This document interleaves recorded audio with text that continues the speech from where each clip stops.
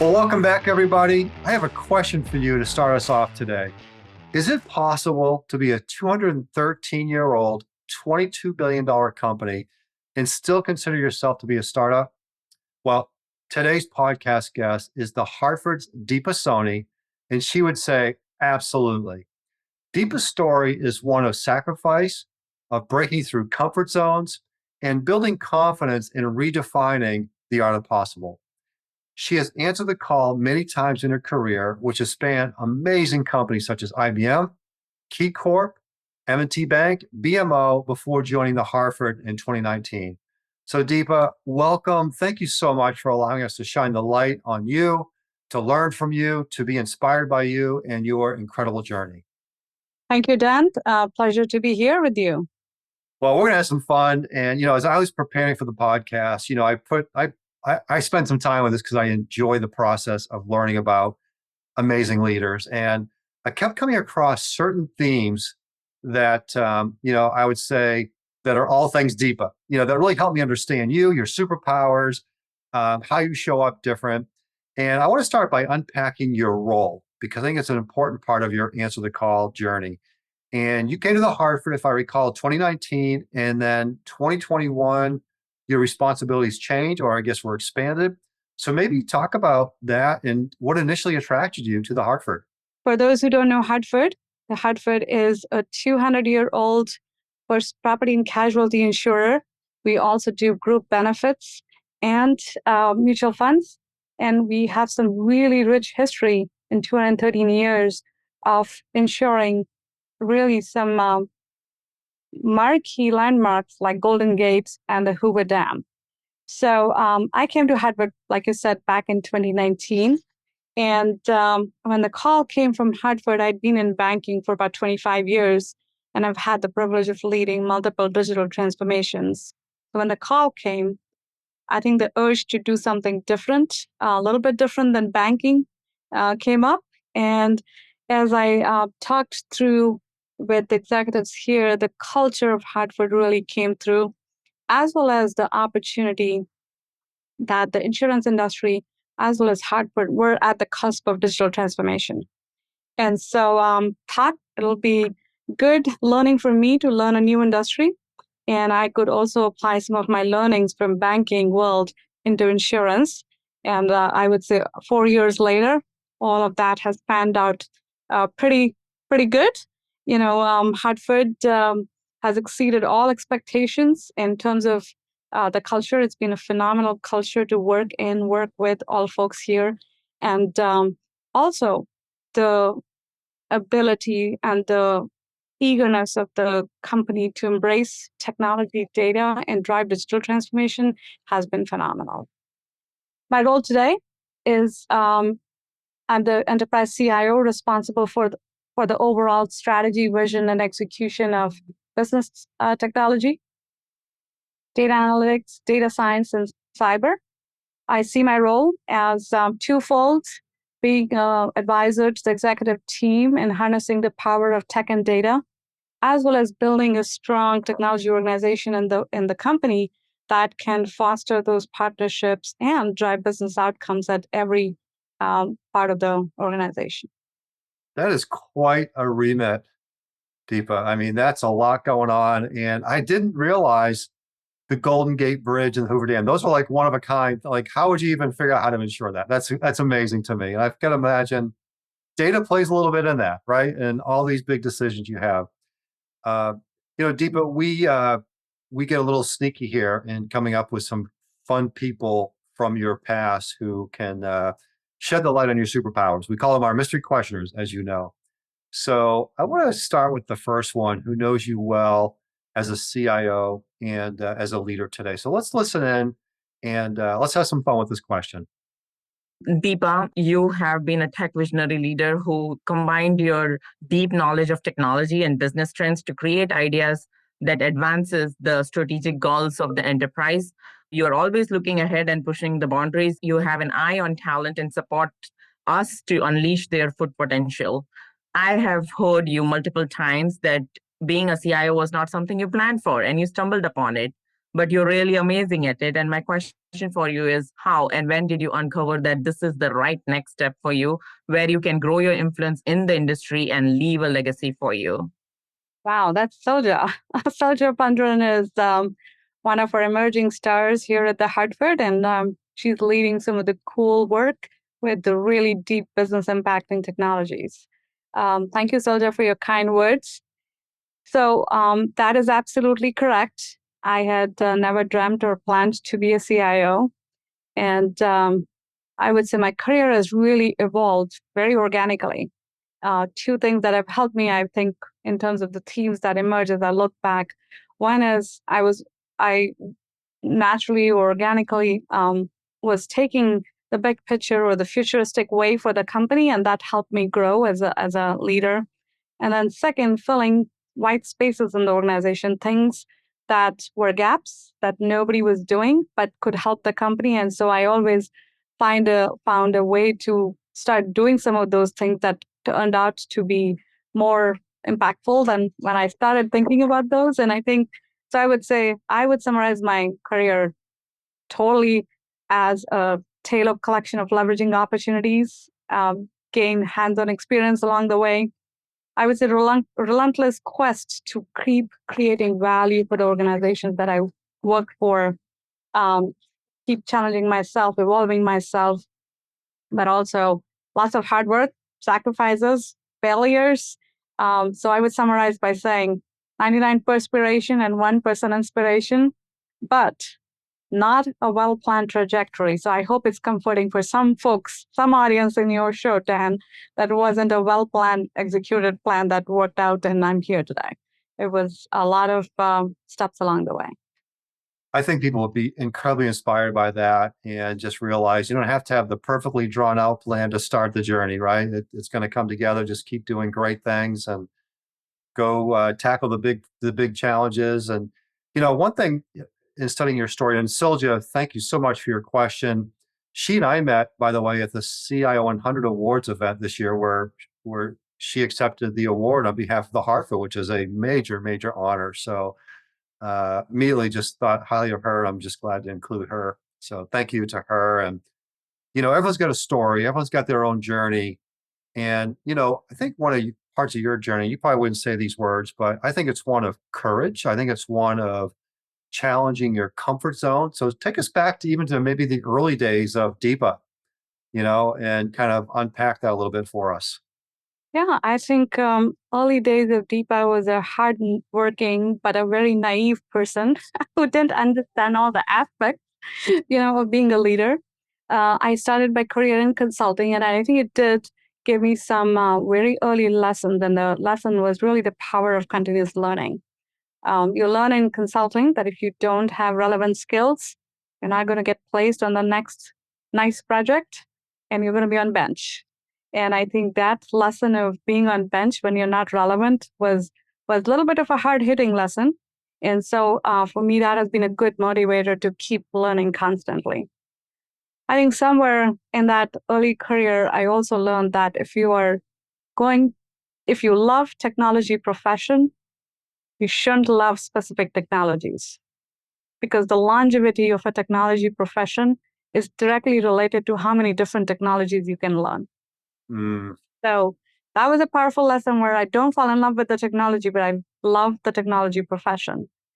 And then a few years into, I guess, chapters into my career, it was clear that just technology is not going to cut it. And so I had to get out of the comfort zone of what I knew as a technologist, but really learn the business inside out. And so I took on roles where I had to sit in the mortgage processing shops and credit underwriting to really understand how banking worked. I led some of the end-to-end process redesign and reimagine back in late 2000s. And I think that gave me a perspective for business that I still carry in my DNA today. And then lastly, knowing business and technology acumen is great. But I think the third pillar for me that I had to work very hard was really on the leadership aspects of being a technology business leader. Had to take what my personality was. I'm an extreme introvert.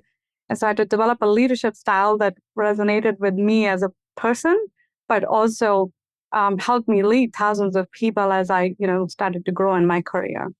So I would say it's been, again, a journey of constantly evolving intentionally and getting out of comfort zone and realizing what I needed to work on all along. Yeah, I love that. And, as a leader, part of that is how do we set our people up for success? And, we've talked before about how we operate in a VUCA world, right? Volatility, uncertainty, complexity, ambiguity.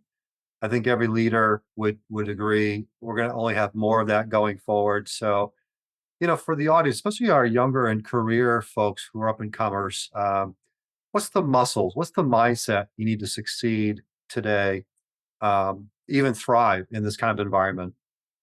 Yeah, I think if you're right, if you're in technology, I think the pace of disruption is only going to get worse, faster, and this is the slowest pace of change you're seeing now.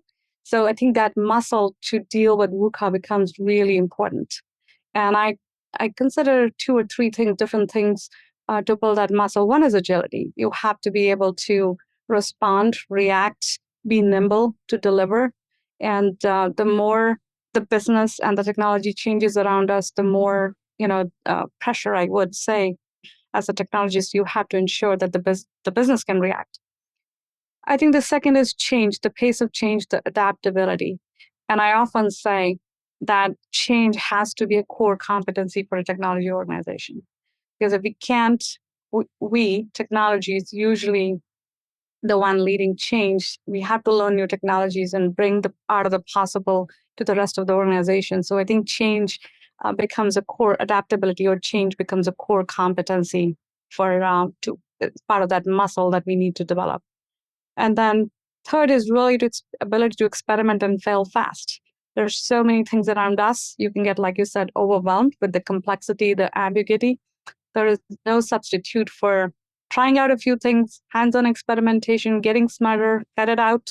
If it doesn't work, take it away, if it works. And so I think those three things, the agility, adaptability, and the ability to experiment becomes the muscle. And as I think about our role in the organization, I would say, there used to be a lot of debate about whether technology is the executor or the strategist or whatever. And I feel we have to be strategists, executors, transformationalists, experimenters, and risk takers all simultaneously. We got to figure out what are we doing with each domain. And I think that's part of the leadership, is to decide where do we do what strategy. But I think those are all the muscles we need to deal with the disruption that's happening around us. That's incredible. And I think it's a great segue. You talk about change. I think the organizational and transformational journeys that you're leading, I think about the context around change in the face of IT. Could you maybe talk about that and maybe some of the pillars that are underpinning that, Deepa? Sure. Maybe I'll step back and say, at the Hartford, the technology and business strategies are totally integrated. So we don't talk about the technology strategy as separate from business strategy. What we do talk about is pillars, and those pillars are really to help drive those business outcomes faster and keep the pace of transformation. So if you think about where we're investing in our technology and data at the Hartford, it's a lot. It's all about building digital tools, driving digitization of our processes, delivering better servicing capabilities to our customers, giving contemporary tools to our employees. That's all the what we work on. And the how is where we're focusing a lot of energy on. So I would say last 3 years, we've focused on three pillars. I would say we adopted scaled agile across the enterprise. That is the core for us to be able to deliver with agility. We've been working on massive modernization and simplification of our technology and data landscape. That also leads to agility. And then the last part is bringing the disciplines of operational systems, data science, data analytics all together for the businesses. So we do come together across different disciplines to deliver business capability. now that we've sort of have a really good foundation there and have made progress, I think I would say there are two pillars for us in the next 3 years. And those are both, I call them step change. One is leveraging through technology, step change in turbocharging the business transformation. And then within technology, the leverage of technology to change the face of IT for us. Business transformation, like I said, is really focused on providing the digitization, digital tools contemporary tools for employees and customer-facing capabilities. Within IT, we have a lot of processes that we're going after with extreme automation, modernization, and that's what I mean by saying it'll change the face of IT, as it'll change the how we're organized, what we work on, how we work on, who works on, and really creating capacity and capability for the technology team to be focused on business outcomes versus toiling in our own processes. Steve, that's incredible. I'm thinking about the cultural aspects too, right? Culture doesn't happen accidentally. Culture happens intentionally. How does that play into supporting all that? Before I go to culture, I do want to say the technology and data agenda really, is helping the Hartford shape to be a 213-year-old startup. That's where you started, where we're really bringing the power and the scale of analytics, data, technology, AI to change the future of insurance, because it's not changing just the future of technology. It's about changing the future of insurance, leveraging these tools. Culture is a key for us. And I would say Hartford, as I started in my introduction, Hartford has a phenomenal culture. I call it the crown jewel. And that's because of the culture. We're able to do things that a lot of companies would maybe struggle to do. And so we want to nurture that part of the culture.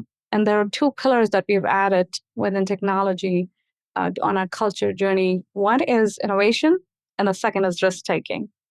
The culture of innovation is key for us. As we spoke about with the disruption in the marketplace, disruption in the technology world, our ability to be able to constantly innovate for our customers as well as improve our processes is essential. And so we, are rewarding behaviors where we go after small I as well as big I.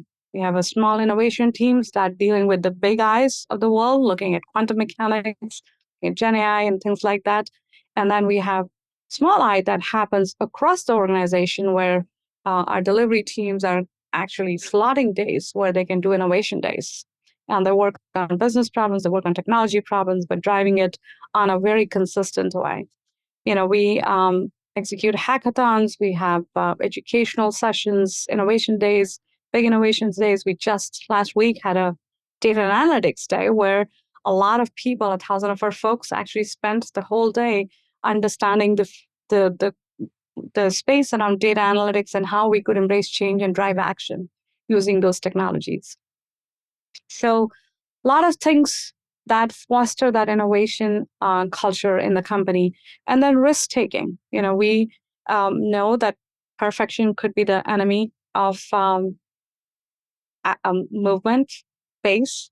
And so we reward folks that are able to take some calculated risks. We have to know what risk we're taking, but we're developing a culture where we reward folks who are taking risks and not punish them for doing things that may fail.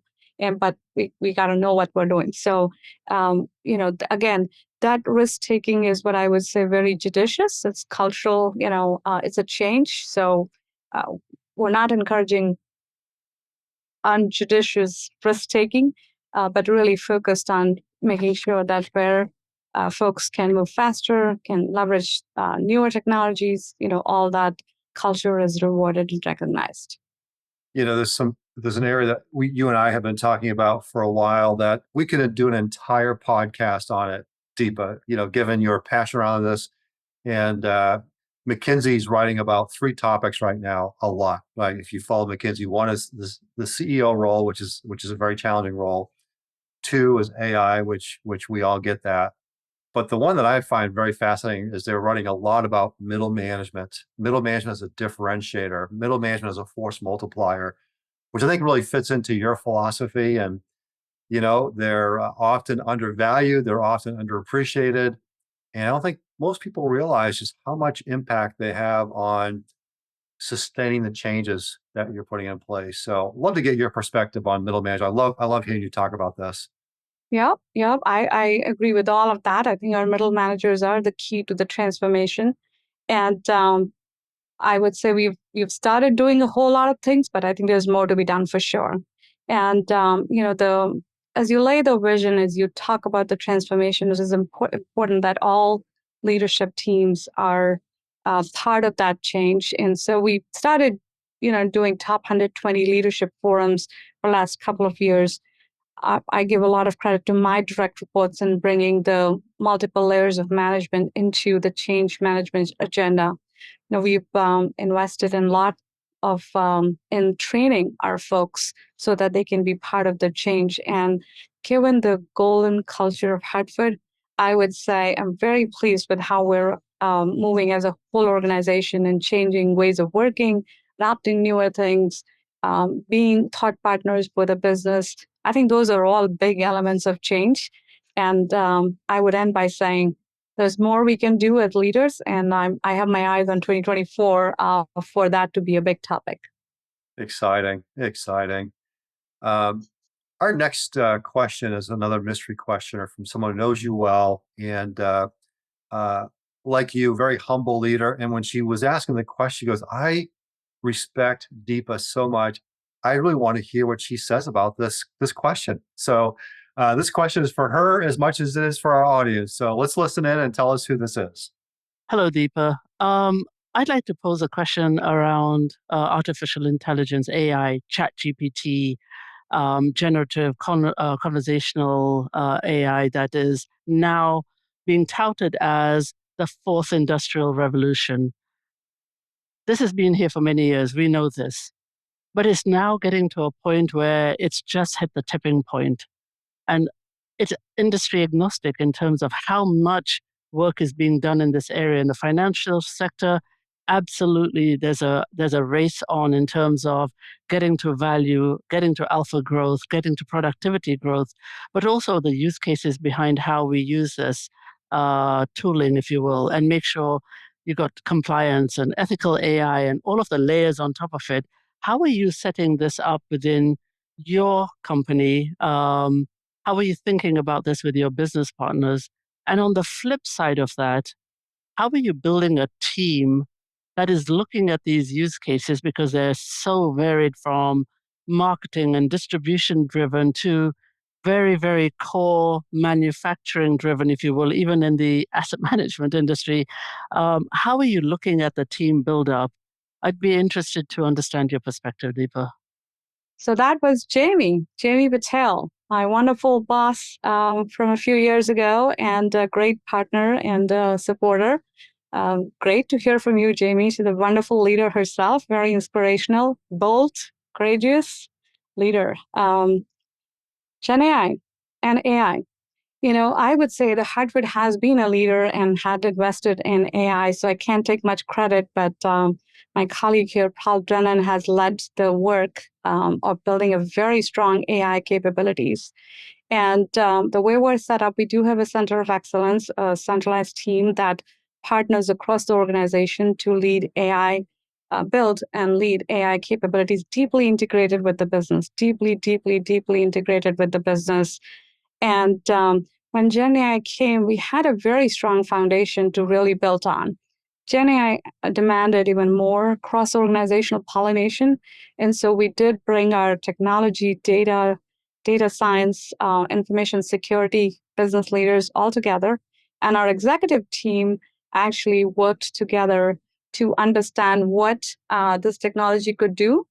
And so it has been a phenomenal experience with the executive team being really engaged and everybody understanding the huge potential that this technology brings.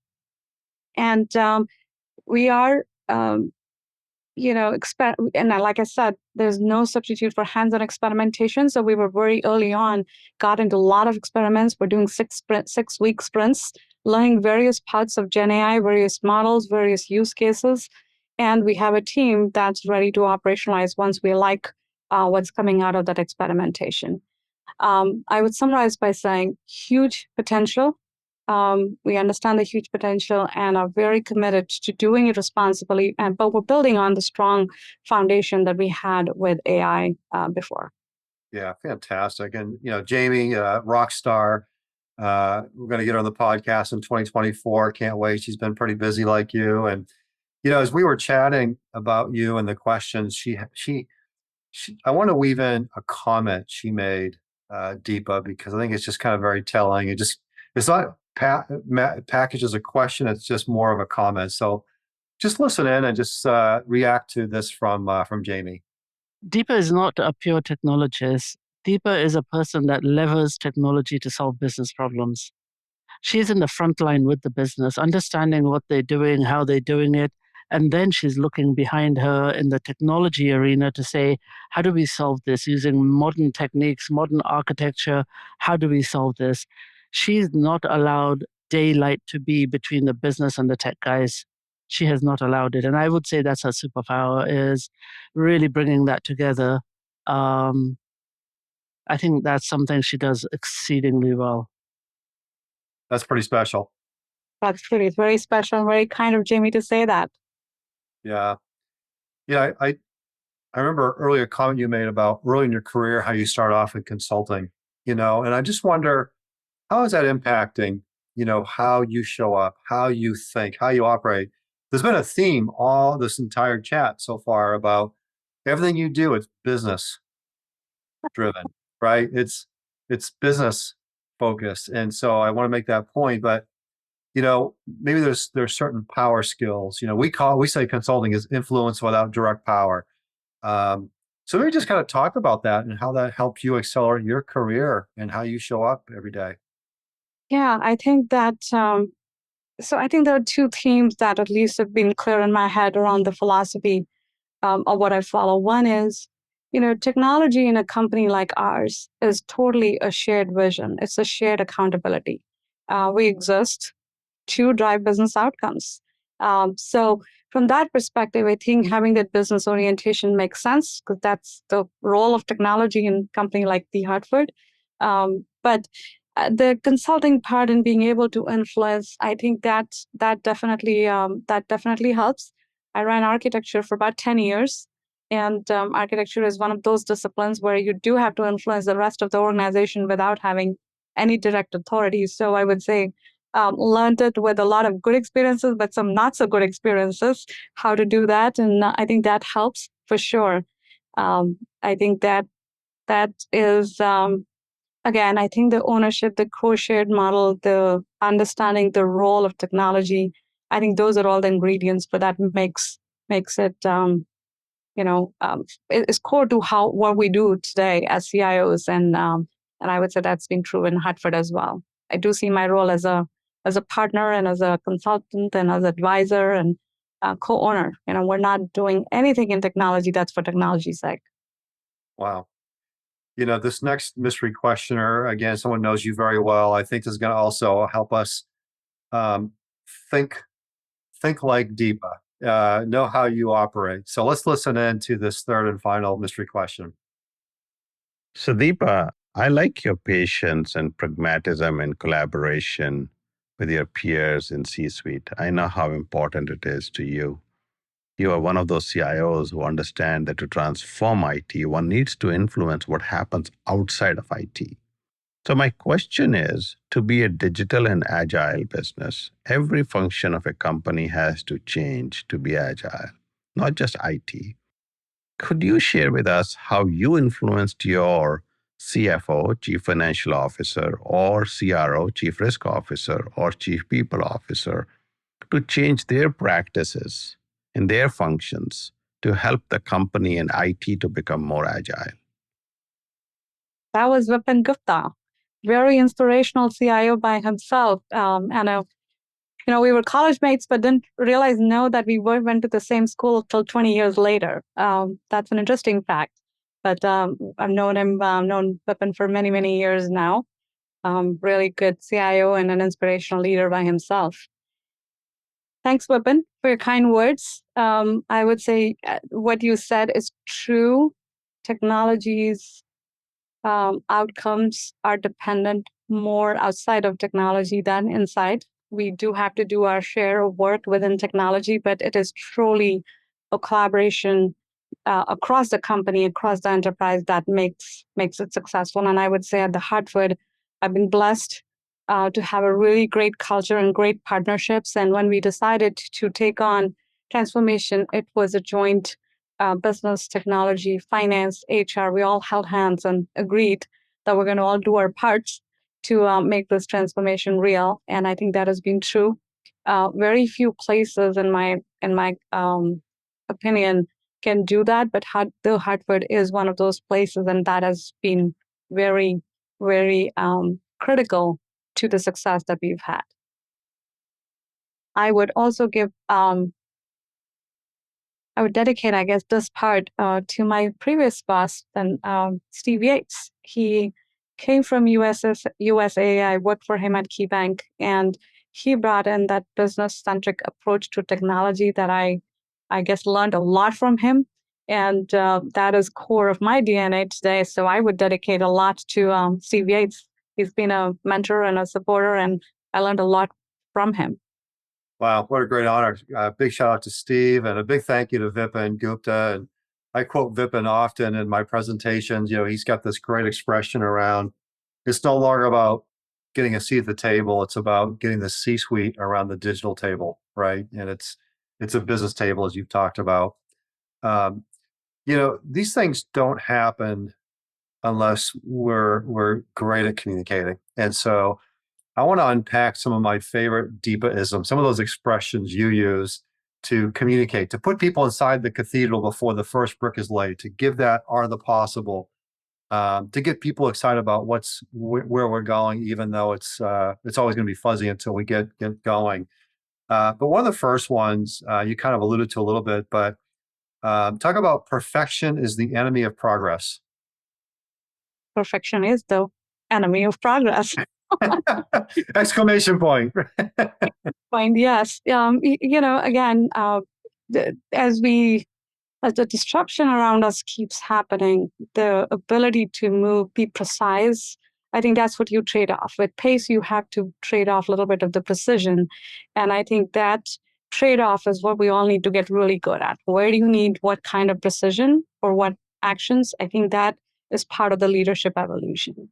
And so applying the same level of perfection to everything will paralyze the organization. And I think that's where my thing came up, in our ability to take risk-taking where it makes sense. And I think being able to decipher where you can take the risk or not, but be nimble, I think that's where this came from. Yeah, it's so good. This next one, I think we've all got to pay attention to and realize and get out ahead of these things. But you say, bad news travels faster in the business than it does in IT. That's been my experience, learned from some bad moments. But yes, as you get more senior in the organization, IT folks always, and I was in this boat, we always are more optimistic that we can solve this problem, and it only keeps getting worse. And usually the last person to hear about it is CIO. And so it's a management philosophy. It doesn't happen here, but it's a management philosophy that I always talk to my teams and my direct reports to make sure that the communication flows, and that everything is not an escalation. The communication going up and down is a good sign of a healthy organization. Yeah. This last one, I really appreciate it because it really speaks to your heart for genuine collaboration, for partnering, for being that consultative partner. And you say, if you get me involved early in the problem, we are co-owners. Yeah. When do you talk about that? What's the use case there? It's really around my role as a leader is to make my team successful and their team successful. And if I'm involved earlier, then I can help, I can influence, I'm part of the problem, I'm part of the team that's solving the problem. But if it comes to me after everything is blown up, then I'm really not in a position to help. And so this is really inspiring the co-ownership as a leader for me with my teams and extended teams. So with these expressions, Deepa, thinking about the power of learning, the power of teaching, what are some of those lessons that you're teaching to the next generation in and outside of your company? Yeah, I think I'm learning as much as I'm teaching. But as I look at the next generation leaders, it's really inspirational to see the thought leadership, how smart they are, how bold they are, and how purposeful they are in their mission of life and careers, and both personally. And I think my daughters are a great example of that. But as I look at the next generation of leaders, 2 or 3 things that I would say is, one is know your balance sheet, strengths and weaknesses, and capitalize on your strengths. There is also no shame in acknowledging the development opportunities, and I think I do that probably on a weekly basis. I think the second is take risks, that I think you probably hear, but I would also say you build that muscle for risk taking as you grow with your experiences. So experiences are important. And I also would say you learn the most from your most difficult projects, bosses, peers. So be grateful for them, because at that time, it doesn't feel like, it's a nightmarish situation, but at the end of that, you will grow as a person, as a leader. So appreciate that. Keep investing in yourself, keep learning, keep evolving the next version of you. That has been great for me. And last thing I would say, if you're in technology, there is no better time to be in technology in shaping the future of your company. This is the most direct impact that you can have. And so seize the opportunity and enjoy the moment. That is powerful. That is very rich. We should do a mic drop right there. That's so good. I love that. I love that. Deepa, one of the special things we do on the podcast is we donate $150,000 a year in scholarships to our TechLX leadership program, 9-month cohort-based program. And we love giving our guests the ability to gift a seat in that program to one of the nonprofits that you are engaged in, that you support, that you're passionate about. So does someone come to mind today for that? I think I'll go with T200. It has been an organization that I got to know in the last couple of years. And under Suja's leadership, I think they're doing phenomenal work in empowering women of next generation. So I would dedicate it to T200. I love that. And, those who listen to every episode, our recent episode with Marina Bellini, she gifted to the T200 not long ago. Wafa Mamili donated to the T200. And so I think we're hearing a theme here, Deepa. Why is the T200 matter? What do you do there? What is it? Why is it so special? T200 is all about empowering women and bringing up women in technology. So it's empowering the peer group as well as the next generation. And the amount of volunteering that goes on and the amount of support you have in that organization is unbelievable. I really, really think that's an asset for our women leaders in technology today that didn't exist 25 years ago when we were growing up. And so it's a very powerful organization for leading in, getting the support, and advancing your career. Well, great call. And we're excited for the T200 and all that's doing, and appreciate you and the board and all the great work being done there. Well, we're at kind of the end of our podcast time, Deepa, and I can't thank you enough for your transparency, just kind of putting it out there, being open. So many golden nuggets we just took away. And the good news is, for everyone who follows the podcast, next week we're going to have an article we're going to do together on CIO.com.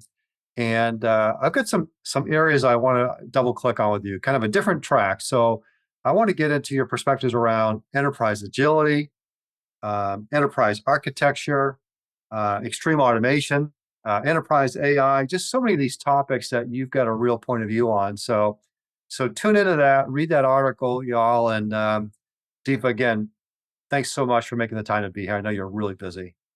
Thanks, Dan. And thanks for all the mystery questions. Those were very surprising contacts and kind words from a lot of people. It means a lot. Thank you so much. Outstanding. We'll see you all next time. Thank you.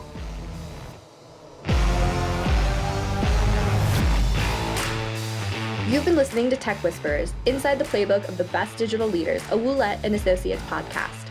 Keep connected with us by subscribing to the show in your favorite podcast player. If you like what you've heard, please rate the show, as this helps us connect the world's best digital leaders with those who aspire to learn, grow, and thrive in this amazing profession. Thanks for listening. Until next time.